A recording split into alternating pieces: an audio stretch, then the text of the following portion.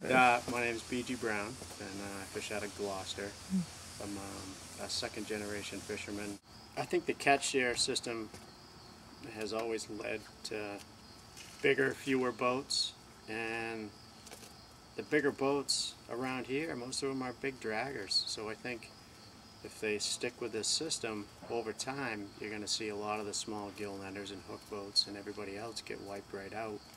And there'll just be a fleet of big draggers, so there'll be no diversity. And I'm really surprised that NMFS hasn't offered some sort of incentive to switch to something a little more friendly, like hook fishing, for instance. And I think in order to keep the diversity, they're going to have to offer some incentives. Two of my friends have already sold out, and I tried to get in on the purchase of both boats, but there's so much competition and so much money out there. The price went from something that was a stretch for me to double that, so it's hard for someone like myself, relatively small scale, to buy more allocation, to just stay in it, stay where we are instead of going backwards. Yeah, I don't know what a lot of these guys, like my father, he has been fishing for probably 35 years now, and with all these new regulations, I mean, he just doesn't even want to be part of it anymore. He started fishing because it offered a lot of freedom, and you kind of got out of it what you put into it. The harder you fish, the more you caught and everything, but now it's just, you have anything but freedom. I just don't want to see it all go to big business like it's probably going to end up doing.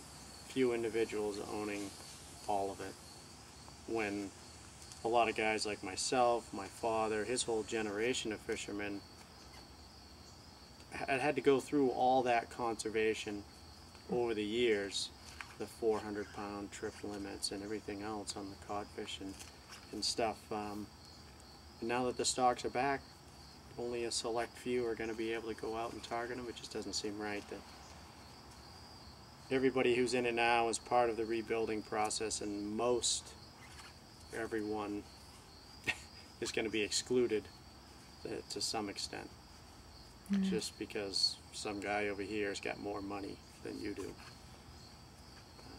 I would say, I mean, the way things are headed, there'll be no, like in my family, there certainly isn't going to be a third generation fisherman. Not that I want that for my son, but there aren't going to be any new entrants into the fishery. And that's sad, because that's sort of our heritage. And kids growing up now, my crew member that I had last year was 25. He loves fishing, absolutely loves it, but there's no way that he can get into it now and actually own part of it unless he wins the lottery or something. And even myself, who's been in it all my life, I can't even, I can barely stay in it.